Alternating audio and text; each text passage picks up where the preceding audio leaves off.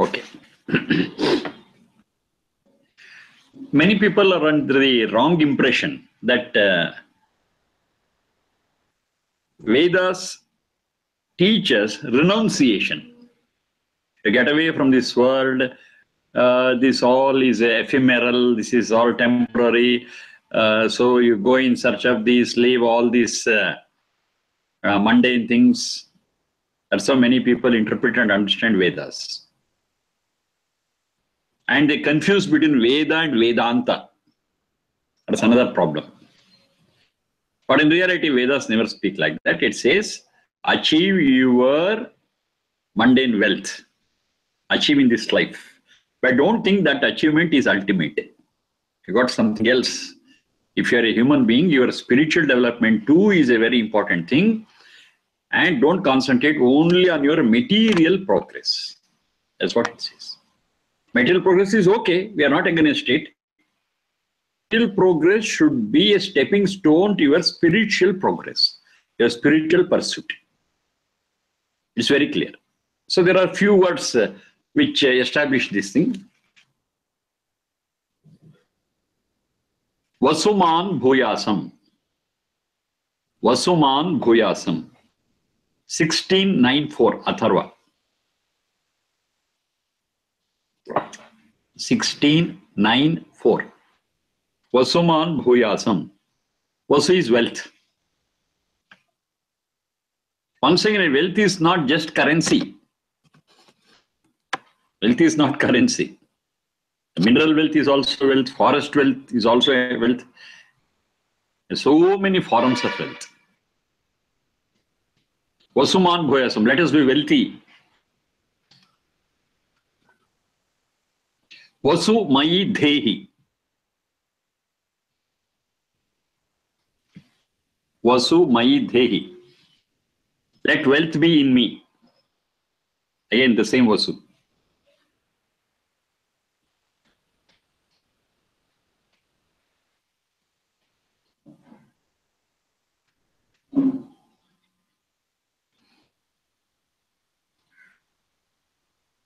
Now, this is fine. We want to be wealthy. We want to be materially rich. Richness is not prevented. But the condition is there. That is how you should gain this wealth. That's very important. Gaining wealth is excellent. But our wealth should be gained in the right way, in the right means. That's very, very important. And there is one more thing which speaks about that, that says that Vasu Mayi Dehi Atharva, same, 1694, second one. Then the next one is Vasuman Yajnaha. This also same, Atharva 1694. Vasuman Yajnaha. Yajna is doing the best deeds and good deeds. So let us be wealthy through that means, through the means of Yajna. Yajna is a beautiful concept which you don't find elsewhere. Of course, they say good means, right means, proper means. Okay, that concept is there. But clarity about that is here only in the word Yajna. Yaj Deva Puja Sangati Karna Daneshu. Doing our deeds in the best way itself is worship. There's no separate worship. And it contributes to that give and take cycle. Give and take cycle. And it is moving together. That togetherness is here. Sangati Karana. To move towards progress together. So moving towards progress together, that togetherness is stressed upon here. Sangati Karana. That is Yajna. It's not that I progress on my own. No. My progress is with the progress of the whole society around me. If the society progresses, I too progress along with that. If the society is not progressing, my individual progress is just a mirage. It's not actual, it's not real. I have not progressed because I am part of the society. Until society progresses, my progress is not there.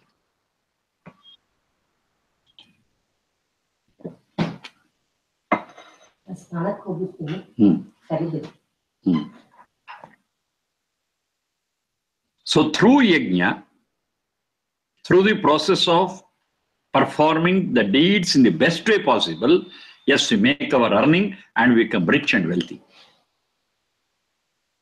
So which is the source of wealth? The source of wealth is yajna. Of course, the ultimate source is nature around us. That's fine. But how do we take it from it? We are taking it through yajna.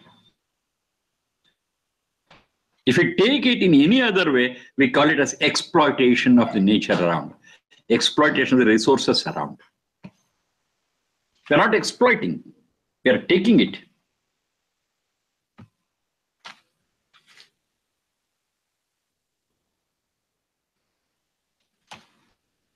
We are using, we are not abusing. We are using, we are not misusing. We are using, we are not polluting. Then that is called as yajna. If there is pollution, if there is abuse, if there is exploitation, that is never called as yajna. It's no yajna. This is what we have to understand. Wealth is fine, becoming rich is fine, but it has to be through yajna, not otherwise.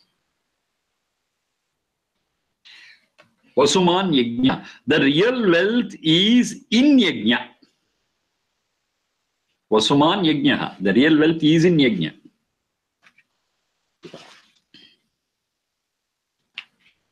We have to be rich, but the means is equally important.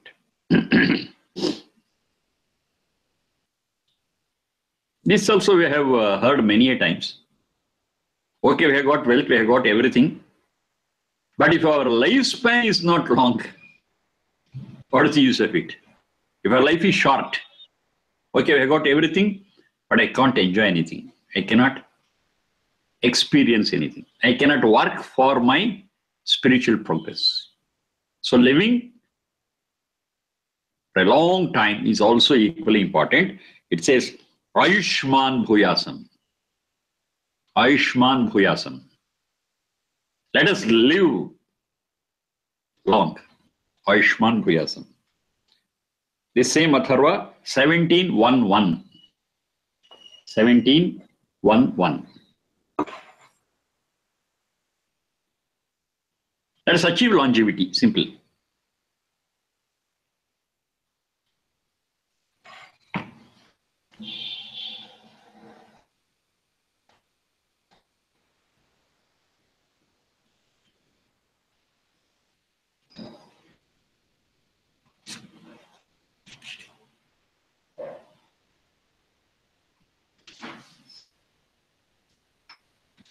As I was telling, wealth doesn't mean only currency.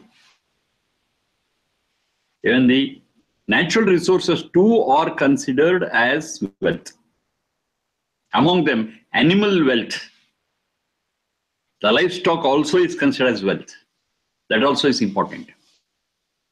Now I want to stress here, this livestock or rearing of animals with us is not for food. I stress again, it's not for food. As I discussed several times, the natural food for human beings is vegetation. Krishincha sasyancha manushya upajivante. That I have discussed several times. So there, for helping us in farming, the animals are there for helping us in farming. So animal wealth too is a form of wealth. Look into this. Tvam naha prunihi. Tvam naha prunihi.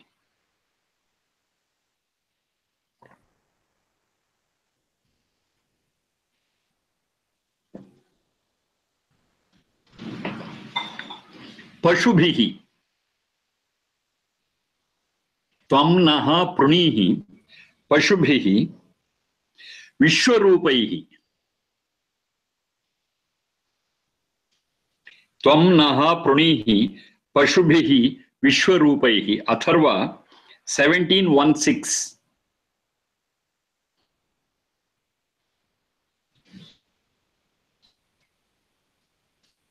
Prunihi. Purana palanayoho. That's the root. Purana palanayoho. Pru is dirgha. Swara, r, and dirgha. Purana palanayoho.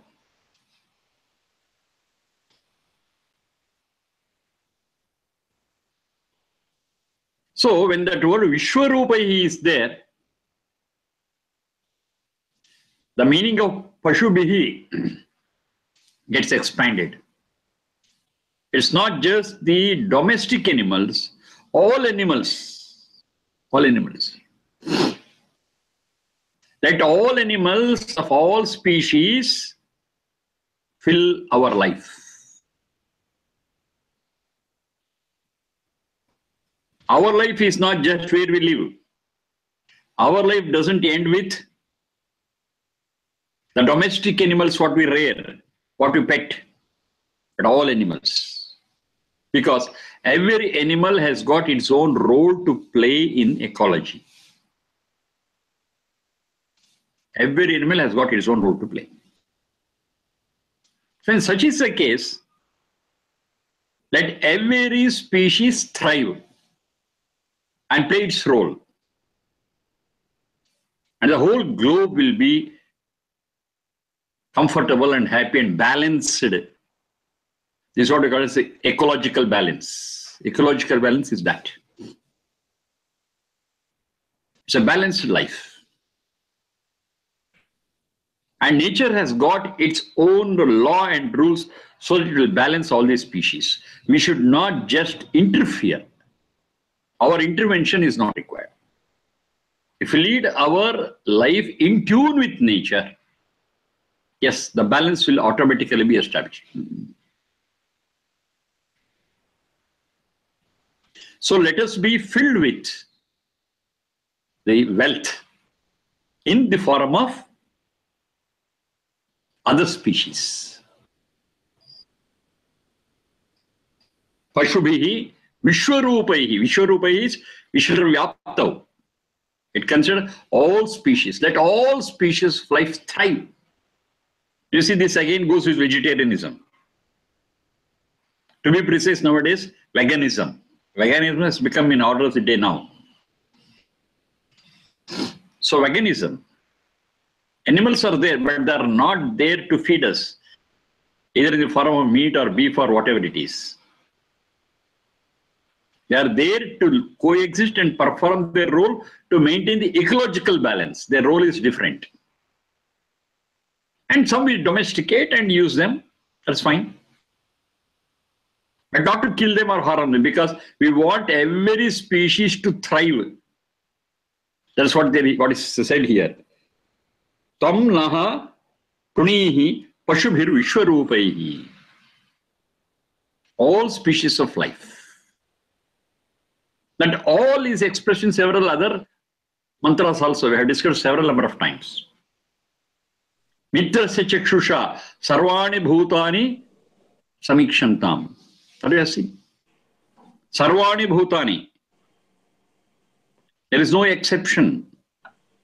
Sharmaji, I have a question. Yes, please.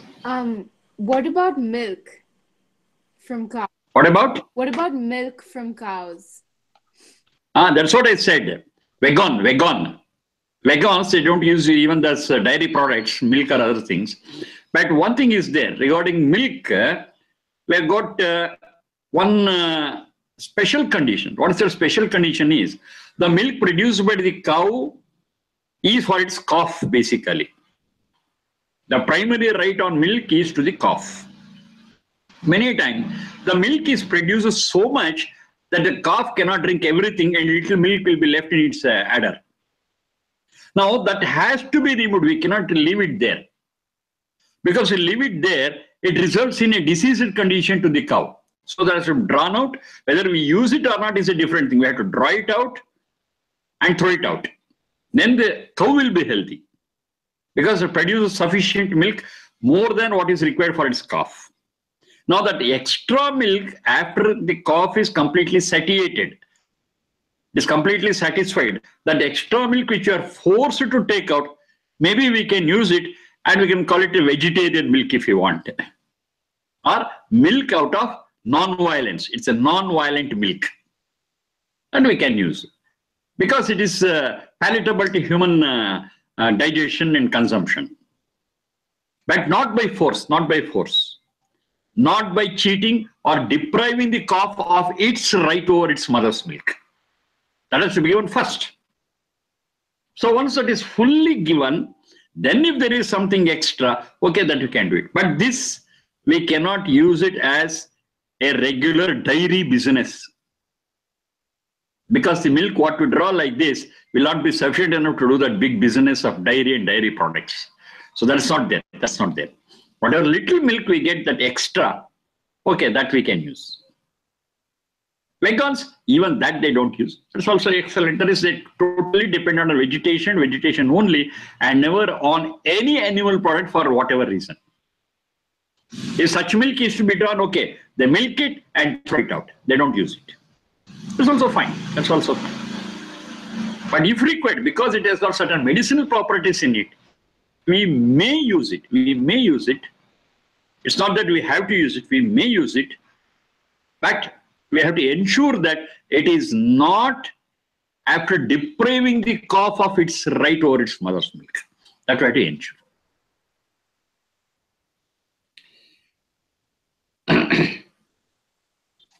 Next.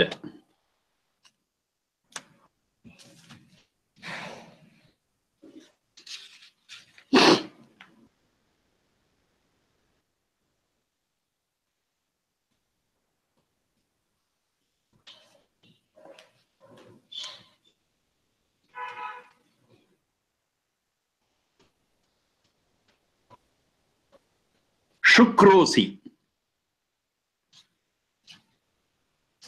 Bhrajosi, Shukrosi, Bhrajosi. This is Atharva 17:120. Shukrosi, Bhrajosi.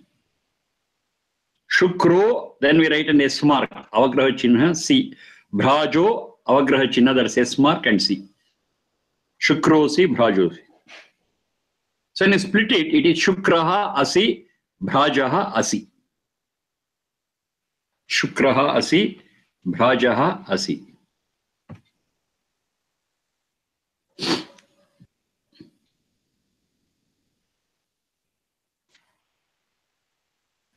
Shukraha.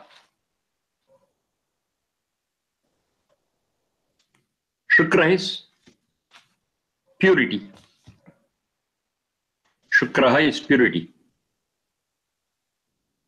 Bhrajaha is brightness, luminescence.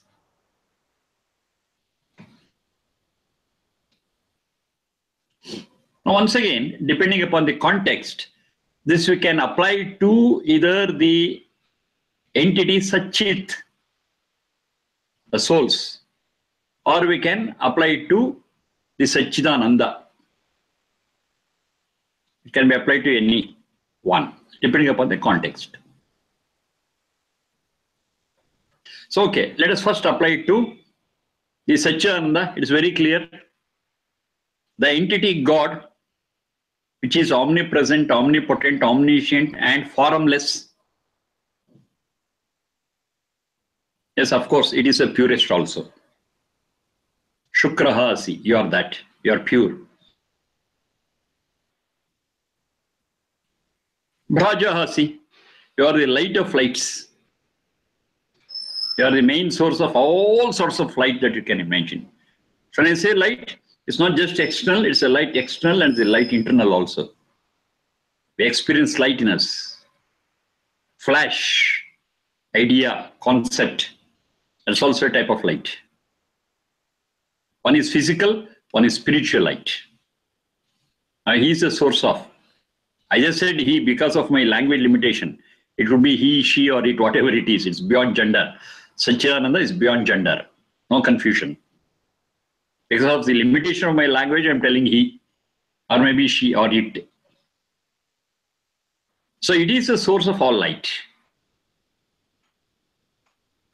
Call it as Satchidananda Bhrajosi, Bhrajahasi. You are the shining one. Now the shine is so beautiful and wonderful that it shines, number one, and also it makes other things shine. That's the beauty of it. It shines by itself, it is shine itself, and makes all other things shine. So when it makes all other things shine, yes, they are all clear, they are visible, we can understand them clearly. That clarity is given by that light. If light is not there, everything is in dark. Nothing is visible, nothing is clear. But it's clear here. And the clarity is because of the light thrown by that Satchidananda. So it is Bhrajahas, that is the source of all light. Another word is there, effulgence. That's also another word for brightness. It's that. Coming to Satchit, yes, we also have got that quality of purity and quality of that brightness. But of course, not in that proportion. That's infinite. I got these things in a finite way.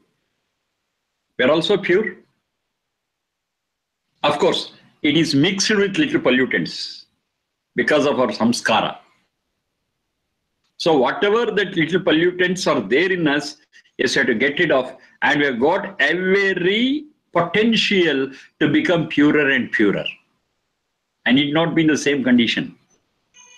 I can, by my perseverance, become purer and purer. Shukrosi, Bhrajahasi. You can shine, you can make others also shine. It means you can motivate yourself and motivate others also. I got that potential. Bhrajahasi. Now it is said to everyone. We have to understand this. It is said to everyone. So there is no cause for inferiority complex to anyone at any point of time. You are that. You have got that potential. Why do you feel inferior? Our problem is we compare ourselves with others and say we are inferior. That's the problem.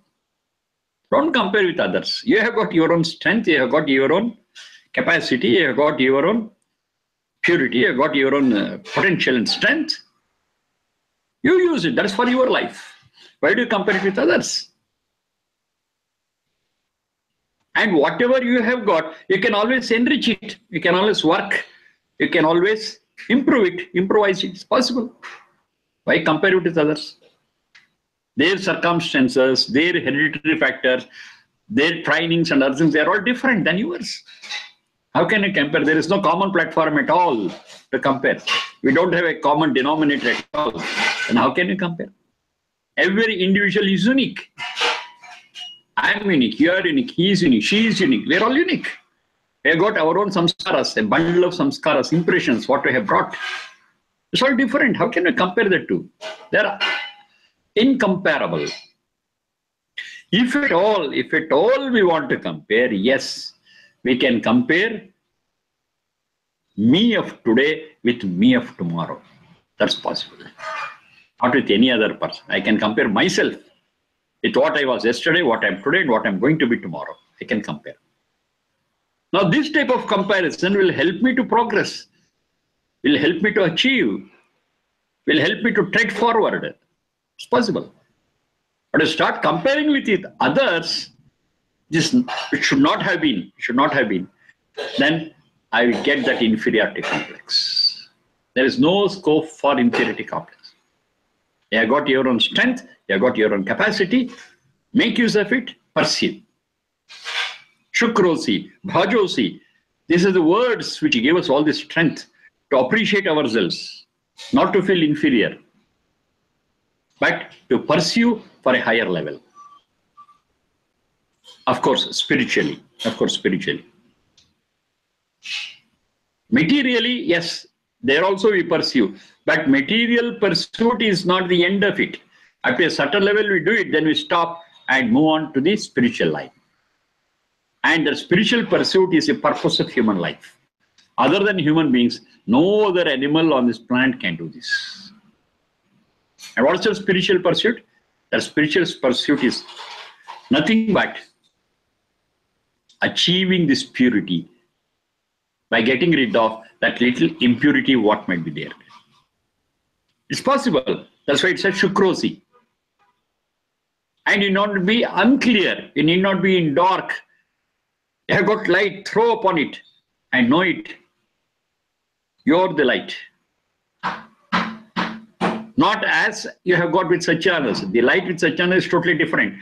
And the light with us is different. We too are intelligent. We too are wise. We can apply our mind. Understand what it is, and we can make things clear. We can understand things clearly. Not only that, we can motivate others also, the fellow beings. Do it. Shukrosi, Rajosi, do it. And every time you take one step ahead in this path, you experience a lot of happiness and satisfaction. So that is Shukrosi, Rajosi. It's open for all. Nobody under any circumstance need feel inferior. They need not.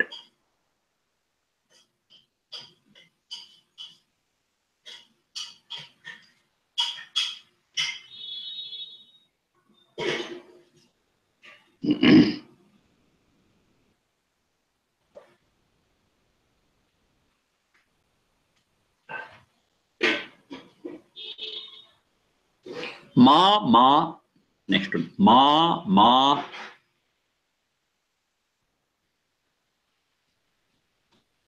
Prapat.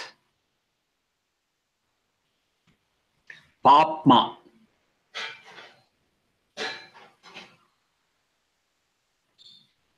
Mota. Mrityuhu. Ma prapat. Papma. Mota mrityuhu. Mota mrityuhu. Atharva 17:129. Atharva 17:129. Ma prapat papma mota mrityuhu. Mota uta. Ma plus uta becomes mota.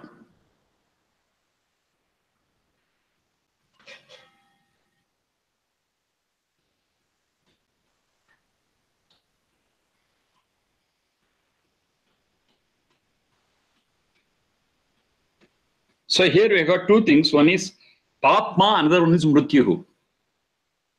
Papma, another one is Mrityu. Papma is sin. Mrityu is death. Very clear. Prapat, let me not have. Let me not have sin in my life, death in my life. So when we understand the meaning of sin and death very clearly, yes, you'll be able to understand this sentence. What is sin? It's again a question again and again that we have been discussing. Sin. So we have taken this definition very clearly earlier also. That which contributes to the strength and purity of the soul is good and right. Whatever contributes to the strength and purity of the soul is good and right. The opposite of it is sin. Opposite of it is sin.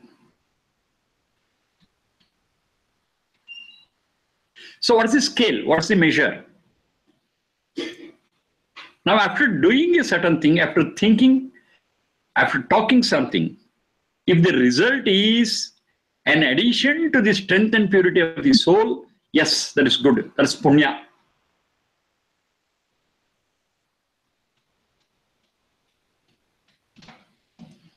If it is the otherwise, it is papa.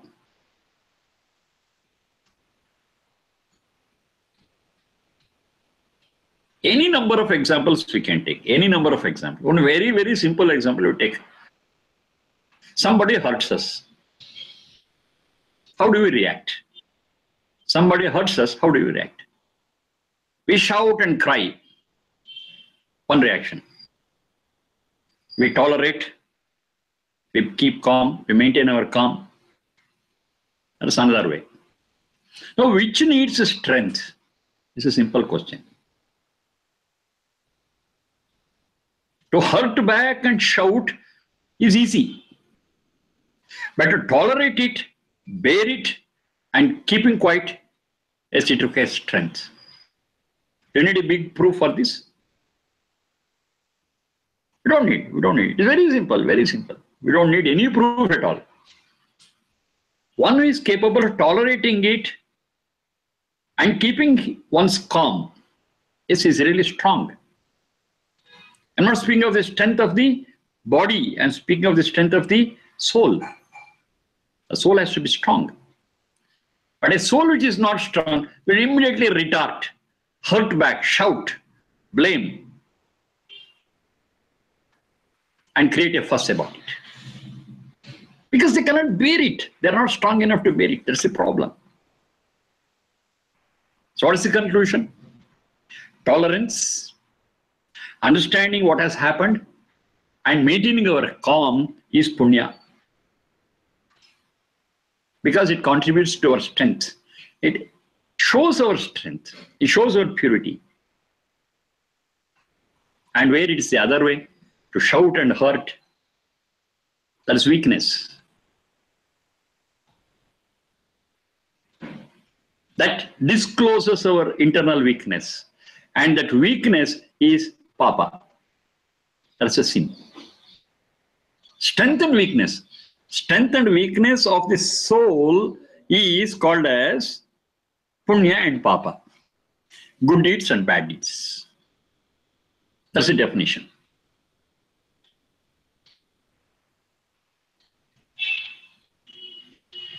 So let not this sin, let not any thought, word or action which cuts into my strength and purity. When I say my, it is the soul.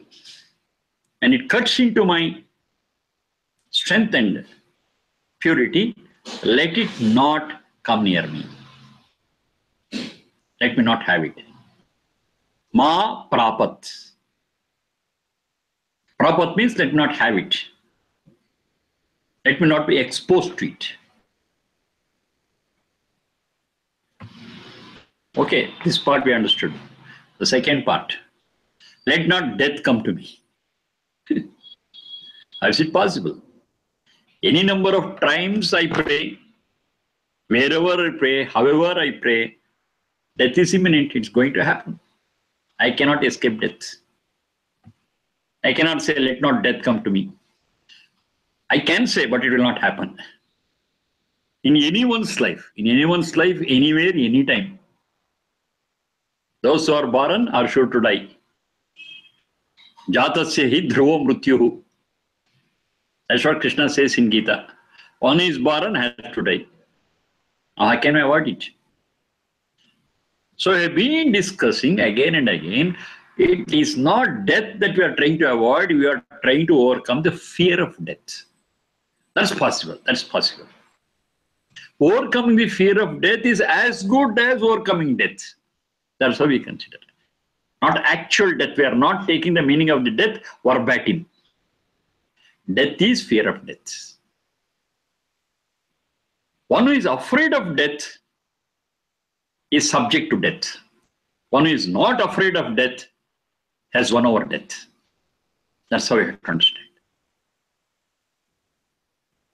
Now, how one can overcome the fear of death? That's a very important question.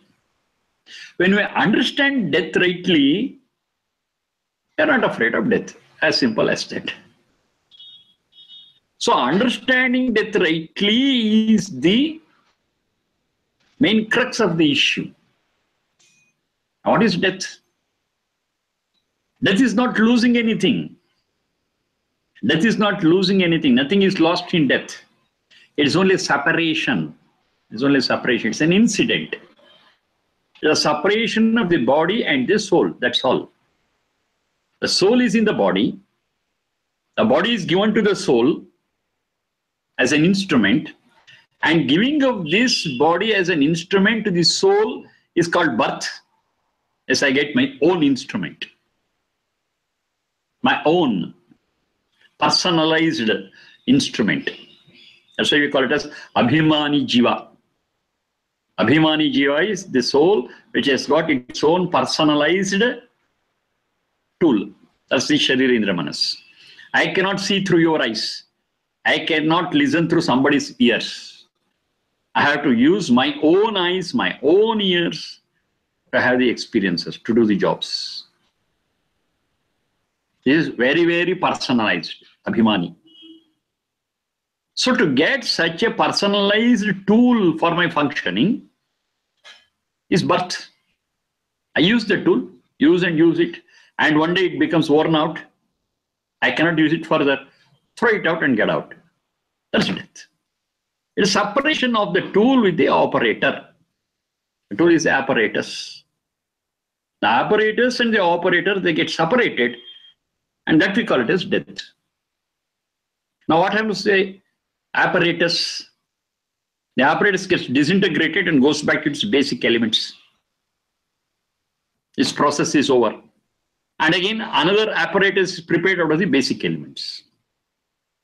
So it goes back to its basic elements.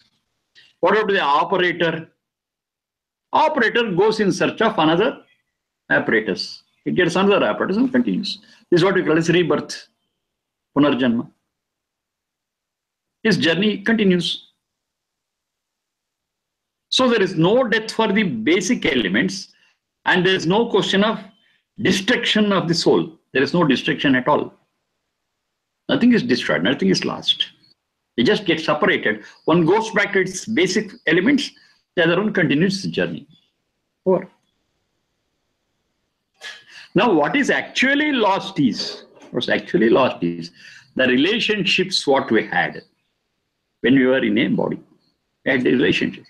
Mother, father, brother, daughter, sister, this, that, my house, my this, my that. Lot of relationships. All these relationships are lost. We had a lot of memories. The memories are lost. But the gist of the memories, the essence of the memories, they are continued as samskara, as an impression, as an imprint on the soul. But the gross memories are lost. Now, is there a cause for worry here? No. These relationships and memories are prone to go, if not today, tomorrow. It's going to be lost. It's purely temporary. We have to understand it. That's the reality. Whether I accept it or not, whether I know it or not, whether I like it or not, it is going to happen. It's sure to happen. When something is sure to happen, the best thing is to accept it and compromise with it. Fine. Life becomes simple. What is enforced on us, what is definitely going to happen, if I have a fight with it, is of no use. That fight is waste of energy and time. Don't do it. Accept it. Because it's inevitable. It's inevitable. Accept it. Make the best use of whatever time is available in this life. That's the way we can do it. Every moment, our life is draining out. They compare it with a pot with a hole. Pot is there, full of water, and there's a hole, and the water is draining out every second. Bhinna ghatadiva ambaha. That's what they say. Bhinna ghatadiva ambaha. Ambaha is water. Ghata is pot. Bhinna ghata. There is a hole in it. It can never hold the water forever. The water drains out every moment, every second. Drop by drop by drop by drop. And the water level in the pot comes down. That's how our lifespan is. Whether I know it or not, whether I like it or not. As a system. I'm in it. I cannot be out of it. I cannot escape it. I cannot repair it.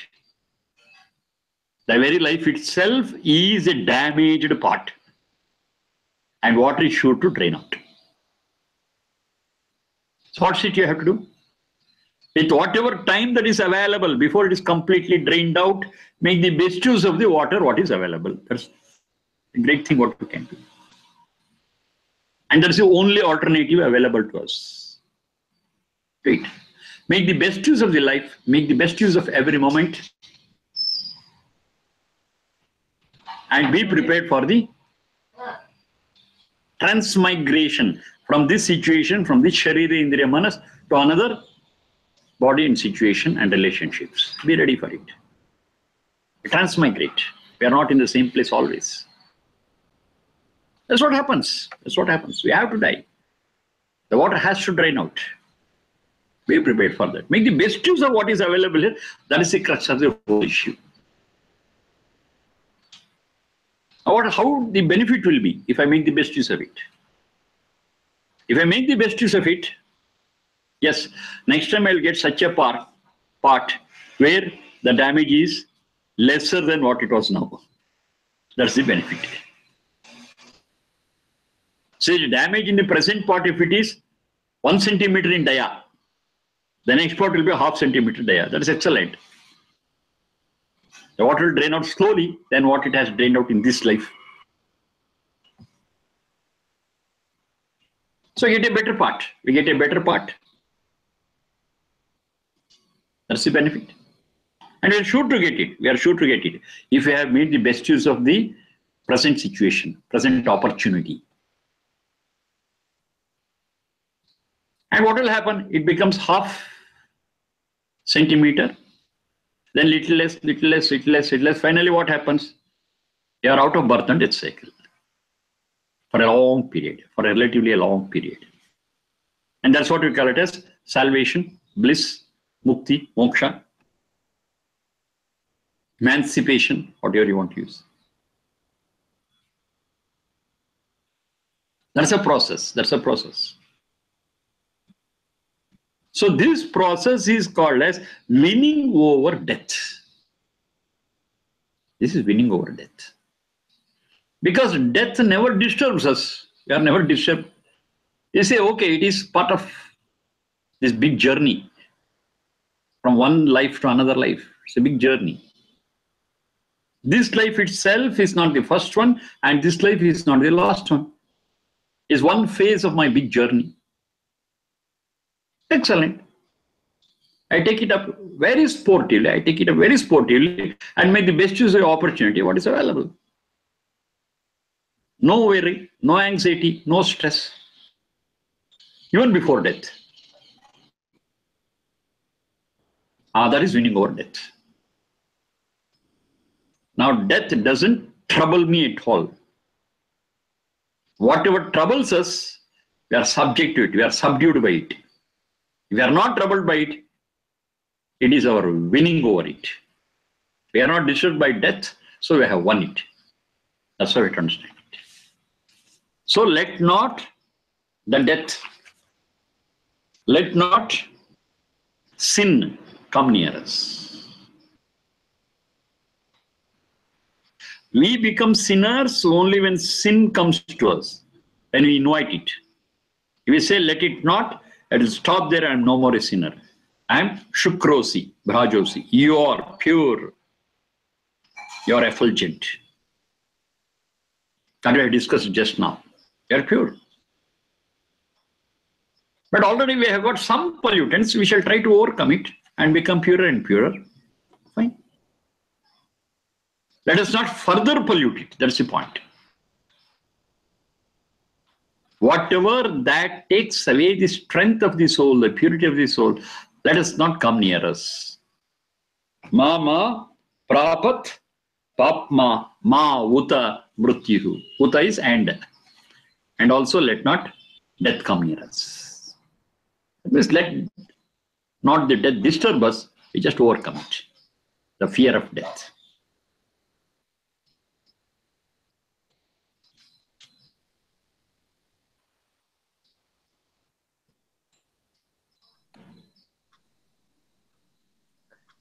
Rutam vadanto Rutam vadanto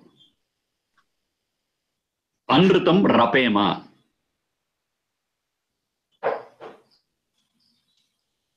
Anrutam rapema.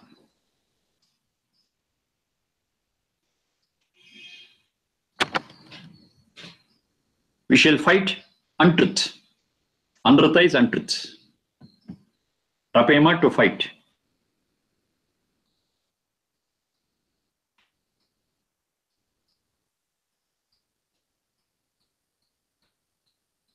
How to fight untruth?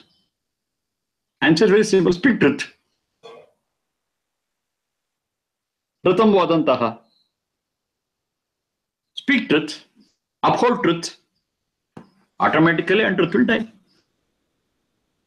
It appears so simple. It appears so simple. Yes, it is simple also, provided we understand what truth is and what untruth is. If you are able to distinguish between the two, we are able to separate the two, truth and untruth. Yes, the whole issue is very simple. But all the complication is in identifying what is truth and what is untruth.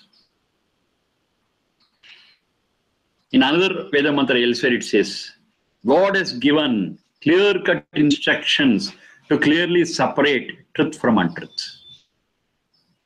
And the word what they use is vyakarot. Vyakarot. What is it he has done? What is that Sachanda done? Vyakarot, has clearly separated what is truth, what is untruth. It's for us to identify. If we identify it rightly, if we define it rightly, yes, we have won. And untruth automatically dies. How do you understand truth? Many times we have taken the definition. Once again, we should repeat. That which is the same for all, at all places and at all times, and which we cannot amend. Which we cannot amend. It is not subject to our amendment, our correction. We cannot change it. We are only subject to it. That is truth. The same for all, at all places, at all times, and is sovereign, supreme. That is supreme. That is truth. I have to find out. There are so many things. There are so many thoughts. There are so many rules and regulations. Check them for these points. It's the same for all. If there is one constitution for all human beings, yes, that is truth. But if we have got our own constitutions in our own countries and nations, it's not for all. So with this scale, they are not truth. It may appear very peculiar, but that's the truth. Because the very first thing is it should be for all. Then number two, is it for all times? No. Every constitution which is man-made has got a date of birth. Earlier to that, it was not there. Is the same at all times? No. At all places? No. Now, is it subject to amendment or not? It is very much subject to amendment. Tomorrow we discuss in our parliament, we say this is like this, yes, it gets amended. But the one what I'm speaking of truth is not subject to amendment. It's there always. So if you identify with reference to these parameters, whether it's for the same all, for all, at all places, at all times, and is it sovereign? Yes. We are able to identify and recognize truth. And this truth is not just a subject, is not just a concept. It is something which is applicable. That's another quality. It has to be applicable. It has to be practiced. Only then we get the effect of it. If it's not practiced, if it's just a theory, absolutely it's of no use. It should be employable, applicable, which can be practiced. So the word what they use in Veda is Vyavasayatmika. Vyavasayatmika is employable, adoptable, which can be practiced. Not just a theory. Theory I can work out. A fictitious thing. But it's not real. It's not practicable. So there's no truth. That's why you say fiction is different, fact is different. Fiction, it cannot be employed. It cannot be used in our real life. It's a fiction. It's just a piece of imagination, myth. Whereas truth is a fact and is practical and is employable and applicable.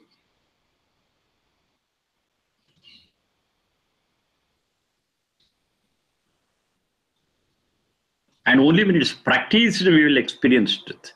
Truth is not just for discussion.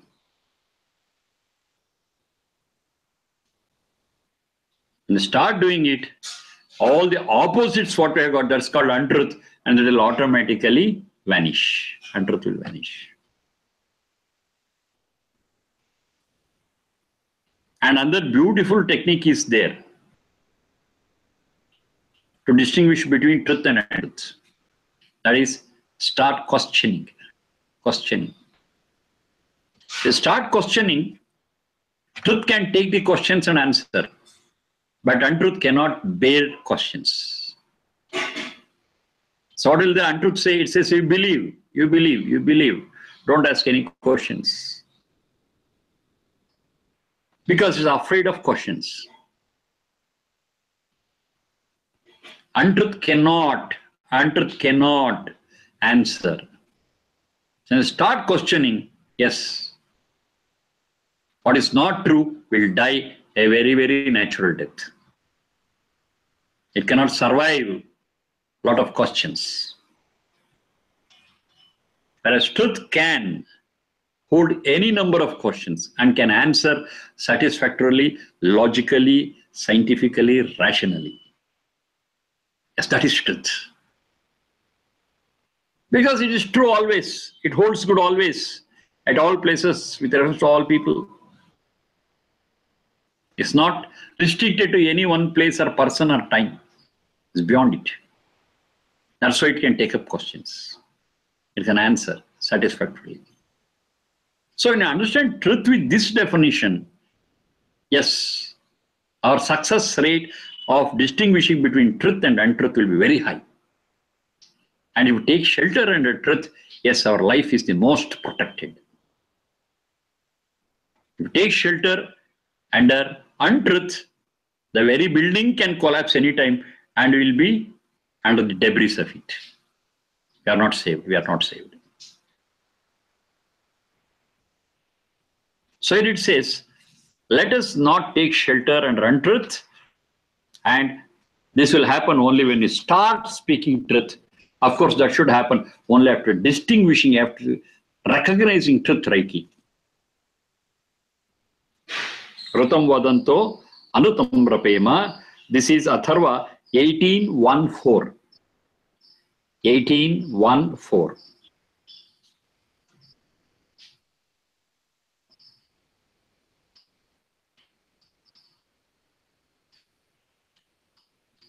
So there are many such things we shall discuss again and again. Thank you. I think Bhagini, some credit is there to my account. Yes.